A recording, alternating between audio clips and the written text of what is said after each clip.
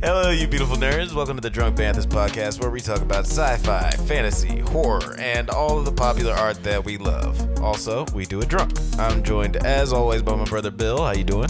Doing great. I just had an idea. We should do like that intro one day where it's like, fantasy, sci-fi, horror, and all the beautiful nerdy things that we love. We're just like fucking rock music. That's right, you beautiful fucking nerds! I fucking love you! Get ready to be fucked in the face with nerd culture! That's right, Jesus Christ!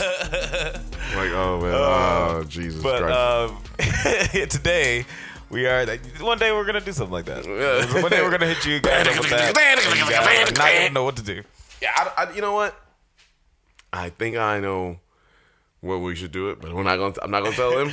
I'm not gonna tell y'all. You know what I'm saying? This is for us, for the laters. Sizzles. That's called a teaser. Yeah, it's for the production meeting off pod.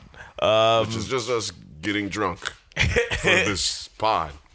Today we are talking about season 2, episode 8 of the Righteous Gemstones, The Prayers of a Righteous Man.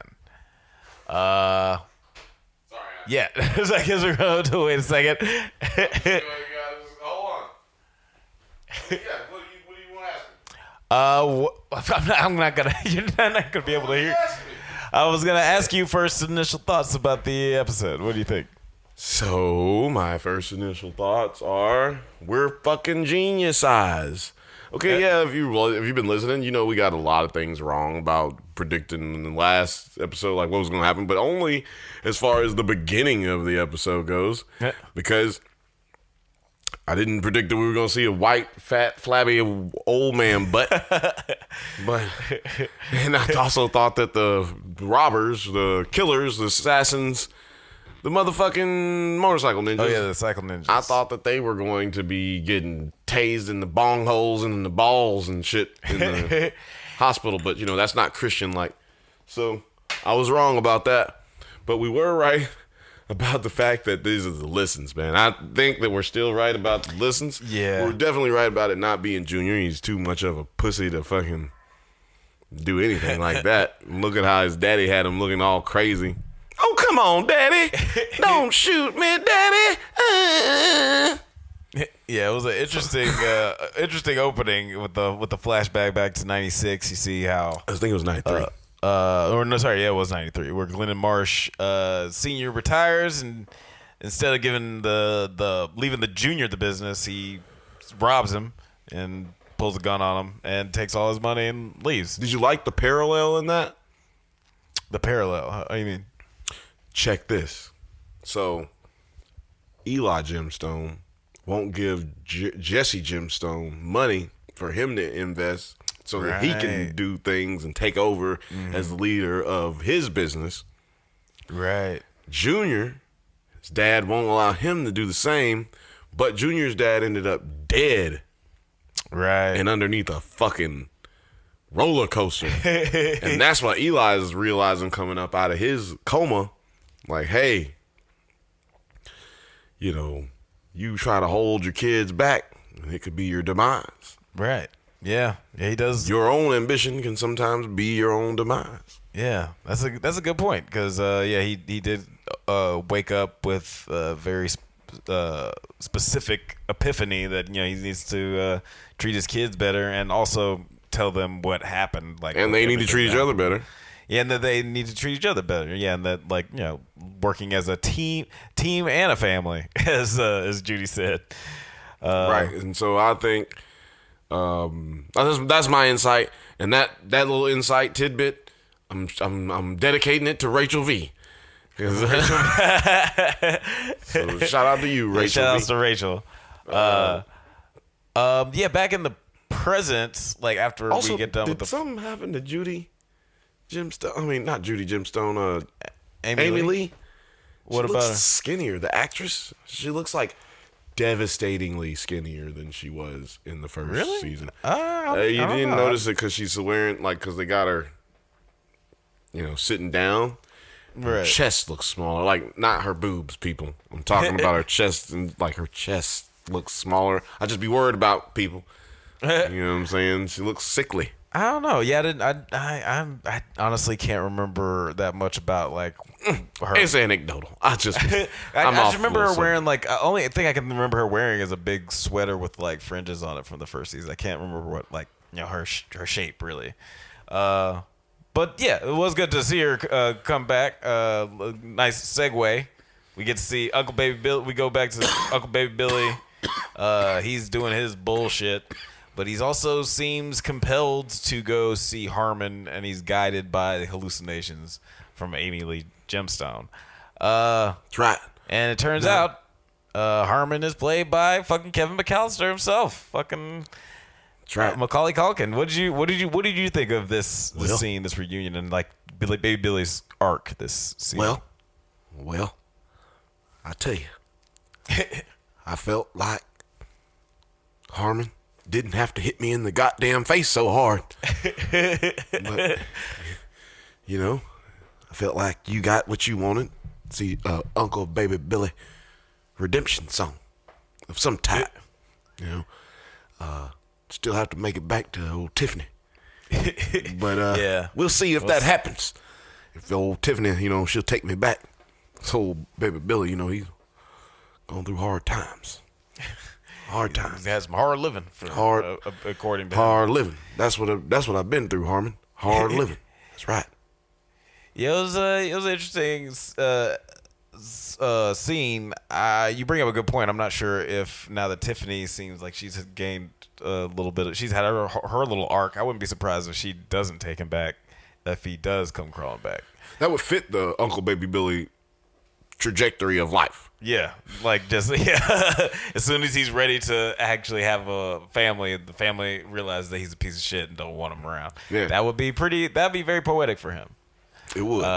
And then all he would have is his fucking hallucinations of his dead sister and my elixirs. Now, why you want to go and just go ahead and disrespect my elixirs? Voila, no more COVID. Voila, no more COVID. Remember, a little squirt. He is so one squirt. Uncle Baby Billy is totally that guy. Even in like the terrible scene, human being. I'm a terrible human being. That's why I left you, Harmon. Didn't want you to grow up around me. I love that whole scene where, because like he's not really redeemed. He's obviously still like a terrible person. He's trying to like make himself feel better about like his own decisions to like leave his family and leave his present family. With no presence. And he seems as though he's kind of looking for someone to tell him it's okay. And he's looking for Harmon to say, hey, no, he sounded like he was actually looking for Harmon to say it wasn't okay. You know, it sounded like he was looking for a beratement of some type. Like, yeah, actually, because he's Christian, so he needs to be belittled and berated and punished. Yeah. You know, and chastised. Yeah. Yeah. I mean, yeah, like I feel like that's a little bit what happened. Yeah, that's true. He did seem like he wanted that, and like there's a lot of people who are like that, where they just like feel like they need to. I don't know, like where like the apology is more about them than it is about the other person. Like it's about making themselves feel better. Even if he was trying to get like the punishment, he was still trying to absolve himself. That's why you see that huge grin on his face. After also, why he said, "Well, come on now, Harmon. I got to make up with you. We got to make up for real." Yeah. I got to get forgiveness. I got to start my new family. Got a baby coming along with a new wife. Which is just so on, on brand for Baby Billy. Yeah. And Macaulay Culkin was just like, motherfucker, like, nigga, don't nobody give a fuck about your new family. I'm over here trying to watch Steve Harvey on the goddamn Family Feud. Here you are. It's the most insensitive thing to say to you, the child that you abandoned. It's like, hey man, I need to go start this new family. Yeah. Like, what the fuck? I need your forgiveness. Now this real now. Now hold on now, Harmon. I need your forgiveness. But I think Macaulay Culkin did a really good job in this scene. Oh man, acted his ass off. He ain't did that much acting since The Good Son. Yeah, facts. Oh man, facts. Shout out to Elijah Wood. Shout out to Elijah Wood. You know what I'm saying? He ain't acting like that since The Good Son. 12 years old, nigga. Goddamn, that's a long time, nigga. Nigga, can 48. we get a Good Son sequel? No, wait. Actually, one of those kids died. Yeah, that's what I was like. What? Yeah, no. Macaulay Culkin's character died. Right. It was very weird, and I'm glad he's dead because if that character was walking around anywhere, that means there's millions of dead people. Right? That's the Joker prequel right there. Right, yeah. Get Elijah Wood beat Batman. But we digress. There's an Elijah Wood. There's a Good Son podcast coming. Don't worry about that. If you want a Good Son podcast, put that in the comments because we're not gonna do it unless you fucking say that you want it. But and we're probably still not gonna do it if you say. But if so we go fast forward to the next scene, which is the next scene where we see Tiffany. Yeah, we do get to see Tiffany. Yeah, it's Tiffany in the tree. Why is Tiffany in the tree? We start out the scene with Tiffany just sitting in a tree, pregnant. But she can get on a bus. Like, getting on the bus, that's, well, we don't know. We don't want her to get on the bus and ride 12 hours. That bitch just climbed a tree and jumped out of it. I don't think she needs y'all's help with much anything physical. She seems like she's pretty much, like, able to take anything. Yeah, she's a mountain girl. She seems like she can pretty much survive anything, despite the fact that she's dumb as shit. She's married to a 80-year-old man. I think she can do anything she puts her mind to. Yeah, those oddly touching, still very funny scene. Any scene with Edie Patterson in it is going to be hilarious. Edie Patterson and BJ fucking be killed it. Oh man, they're so great. I don't know the nigga's name, but yeah, I can't remember BJ's actor. Should I stop the bus? Should I run and stop the bus? Yeah, BJ. Yeah, Judy kind of adopts Tiffany and shut up, family. Bitch. No, bitch, that's my. Nah, bitch, that's my aunt. No, bitch, that's my auntie. Oh, she said aunt something. I don't know, nigga. I was laughing so hard. She said, "Shut up, bitch." But it is an interesting arc for these two because Tiffany is grown a little bit more. She's wizened up a little bit more, because Judy is, spitting some game on her, telling her how baby Billy is and how she needs to be more independent. Judy is also wizened up a little bit more. Yeah. She's also, this is my BJ, by the way. Judy is also learning to soften up her heart a little bit. She's opening up herself to other things and starting to not be as conservative, but more vulnerable. Yeah, she's doing person stuff. And she's loving it. And you know what? I have to say, I'm quite jazzed up about it, and I think she's doing a good job. And I think Mr. Gemstone, Dr. Gemstone, excuse me, Daddy. I mean, Dr. Gemstone. I think he should be, maybe giving her a little bit more responsibility around here. I think that might be in the future. Yeah, actually. Speaking of which, earlier, Eli recovers from his coma, and he's handing out praises to the whole family. Praise God! You're awesome. Judy. You did good. I heard you singing when I was in my coma. Fucking awesome. Fucking BJ, shut up. Kelvin, you and your muscle men, you can go have your fucking gay time with them if you want to. I don't really care. You can go hang out with Queef. Hang out with Queef. He called Keith Queef. That shit was hilarious. Man, I was like, God damn. He is Queef. Why do we call him Keith? Why didn't I think of that shit before? Kelvin goes back to the muscle men and he bears the motherfucking cross. Yeah, finally, after seeing this done three other times this season. Keith crawling on his knees. Jesus fucking Christ, man. That's God. One of my other favorite lines from this, when Torsten said, "You didn't have to make it weird. You could have just told us to leave." And Kelvin was like, "Yes, I did have to." Yeah. It's like, I did have to make it weird. I did have to make this weird. Sorry. Don't know if you know me, bro. But I did have to make this weird. Also, I'm glad that they called that out because, like, at some point, like the last few episodes, when like pants, look at his pants, fucking Kelvin's fucking pants. Yeah. Oh, Jesus fucking Christ, dude. Every fucking time he's got pants on, which is unfortunately not every time you see him, they're insane pants. Yeah, he's the wardrobe. Yeah, has always been crazy on this show, and yeah, Kelvin wears the craziest shit. Sorry, I didn't mean to cut you off, but No, you're good. the pants. But yeah, he's the pants are distracting. I can't blame you. But yeah, then later, after Eli confesses to the family, that he killed Marsh Sr. Or that Grandpa killed him. Or yeah, that's right. That Grandpa killed Marsh Sr. He kind of pulls a little Kansas City shuffle. He first he tells Jesse that he's gonna give him the money for the Listens Zion's Landing beach, and he tells resort. the kids. He tells Judy, Jesse, and Kelvin that he's going to tell Junior that he was responsible for his father's death, or at least his being buried, and right. They convince him to not tell him. And he's like, okay, I won't tell him as long as y'all promise to start caring about each other. I don't have my fucking John.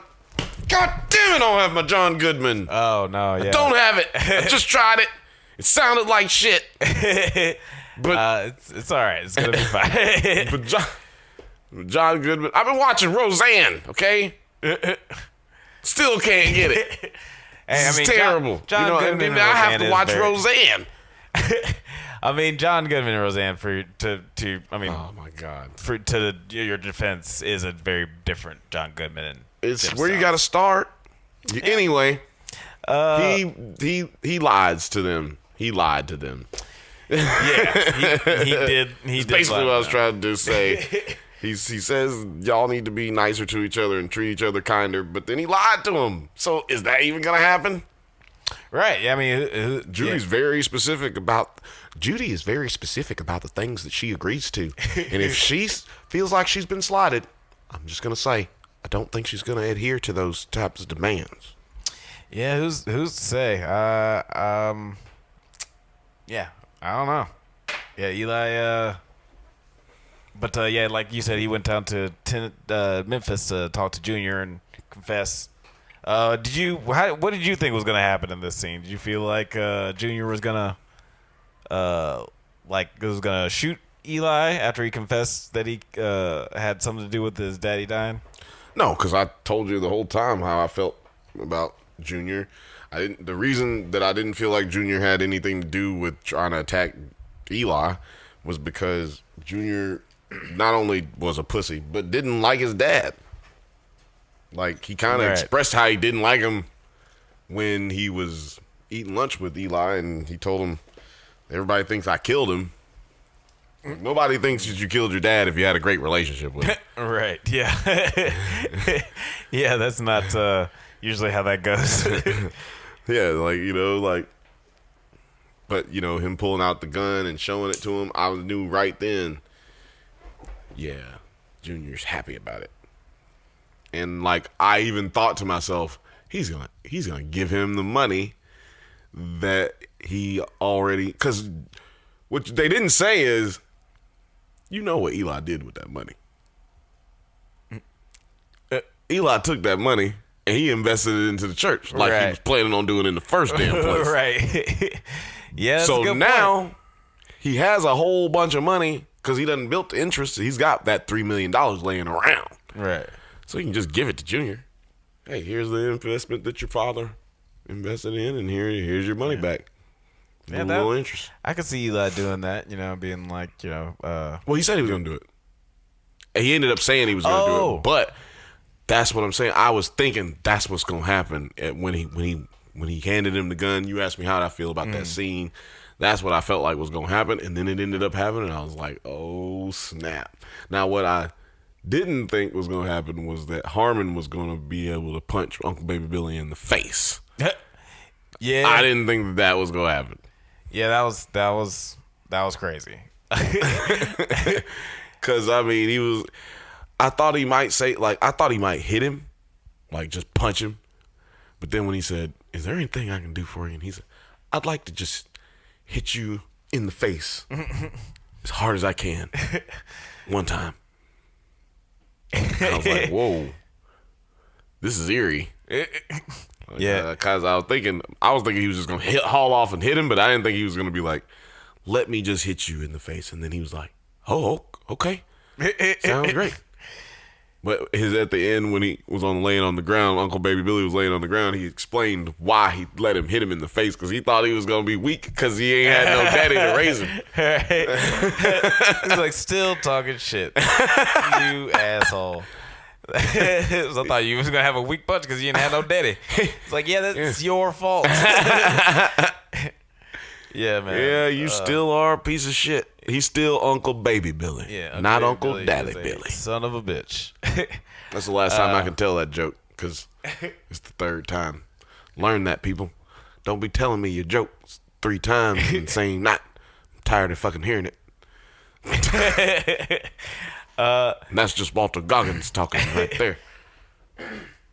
But yeah, then while Eli is talking to Junior, after he has that moment with Junior expresses that he had nothing to do with sicking the cycle ninjas on him.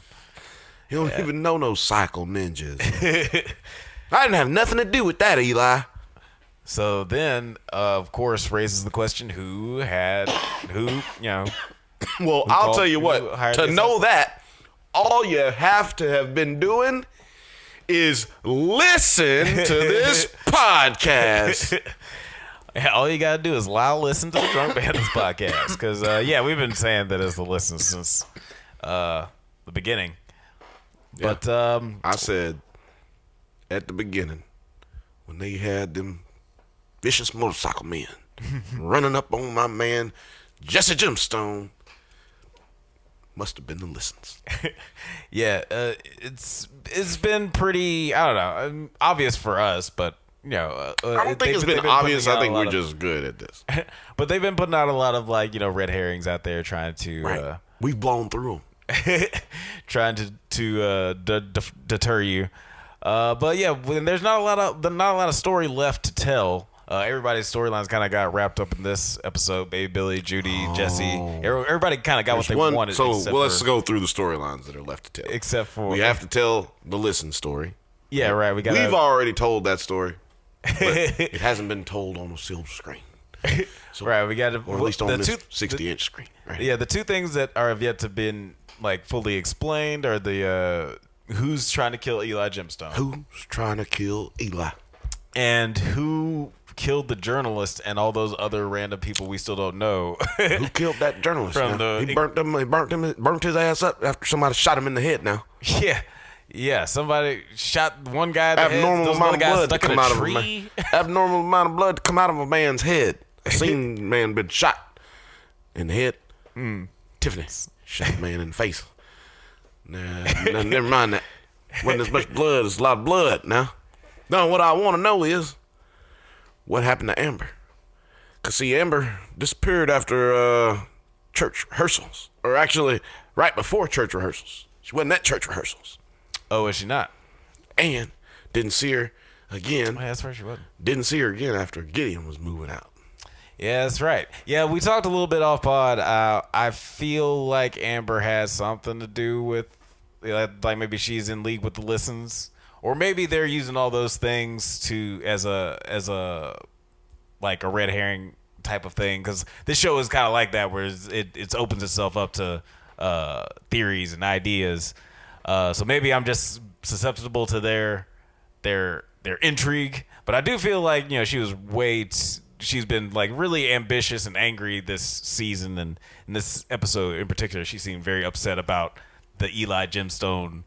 About Gideon, stopping the cycle ninjas and shit. Well, that's because she's very upset about Gideon doing anything exciting or worth living or life. She also got very upset because he said he was just moving to Atlanta to do a movie, which movies, for those who don't know, that's not a real job.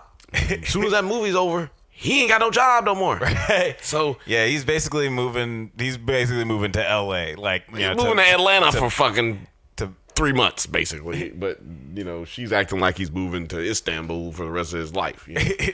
Yeah, like he'll be back. So I don't know. I think you're good. I think that's a red herring. And she's got red hair, by the way. So let's. Hey, you know what I'm saying? We do these things over here. We connect the dots, man. It's all connected. So yeah, what we try to do here is we try to predict a little bit. So what I'm going to predict, we get all these dots connected. The listens will go to jail, and I think Junior's going to help him figure it out somehow. Like, Junior will be involved. Get one more episode with Junior. We're not even seeing the end of him. Because he ain't have nothing to do with all this craziness. So we got to settle that. Got to end all that, right? Right. And then we got to figure out what's going on with Amber. Because I don't think, like you, that she's involved in the Listen's plot to kill Eli Gemstone. Right. But you think there's something going on with her. But I think that she's just showing her true colors. Like, she's been waiting all these years to get her way. Right. And remember, she already says she tricks Jesse Gemstone into doing whatever she wants to do. Right. So I think that she's just feeling like, well, all the things that I've planned are falling apart. Right. Like, Jesse ain't never gonna be the leader of this damn church, and I done married this fool just to be because he's gonna be the leader of the church. Right, man. Sorry. The more you say that, the more I just feel like I'm right. Like I feel like that's a red herring. See, this is like the same way you felt like Junior was the one who was trying to kill him. I didn't think Junior was trying You did at first. At first you did, but when I was the one who brought up the listen, and then you said I'm talking about like at the first viewing. Okay. You know what I'm saying? But I was like, no, hey, remember the listens. And then boom, here it is. More information, more evidence piling up. But I'm trying to. You thought Junior killed the reporter at first. That's what. No, I honestly no. The one I remember now because I was wrong about it. I thought that Junior knew that he had killed his dad. That's the only thing that I thought he knew. I didn't think that I still thought he was like a pussy. I didn't think that he had anything to do with like anything violent.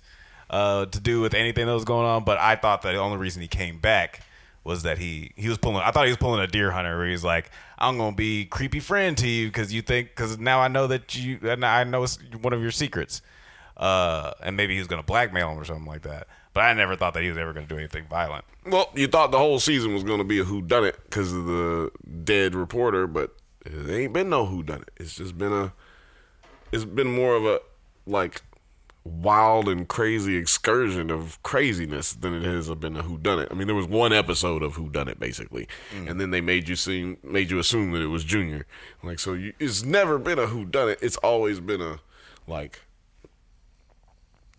more of a wacky tale.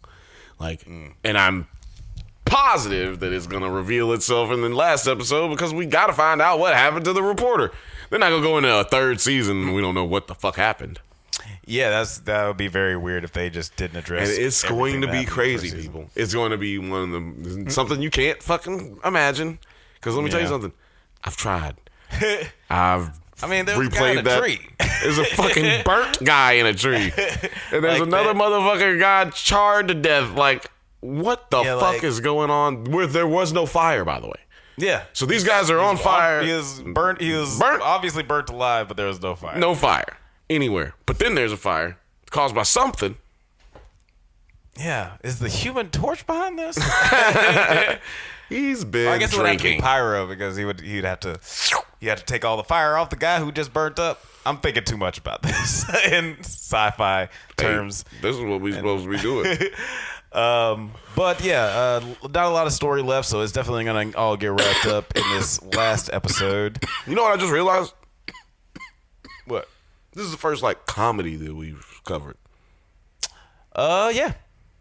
You know, and I like it. All right.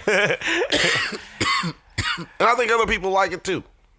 I mean, if you don't like us covering this, let us know in the comments, and we'll tell you to go Fuck yourself. No, I'm joking. I'm joking. But thanks for listening to the Drunk Banthas. Oh, wait. We missed. There's one thing that happened that we haven't talked about at all. Oh, yeah. So the Cycle Ninjas get broken out by more Cycle Ninjas. They got Cycle Ninja'd. The Cycle Ninjas get Cycle Ninja. Yeah. That's crazy. Yeah, crazy. And also, that nigga should be dead. The motherfucker who fell off his bike and hit his nuts onto a concrete pole after being tased, he should be dead. Yeah. Or at least should be at like some sort of hospital. There should only be 3 of them. There should not be 4 of them. He should be dead. Yeah. That's crazy that dude's still, or any of them. Or like, yeah, that's wild. But they should all be in the hospital somewhere. I mean, that nigga should be dead. His shit was split by a pole. Oh my God. His spine would have concaved into the ground, and his brain would have rattled around so hard that his brain would have turned into mush. Thanks for listening to the I hope y'all enjoy that. Yeah, description. I hope you enjoyed that. Oh, wait. Don't forget to put a comment.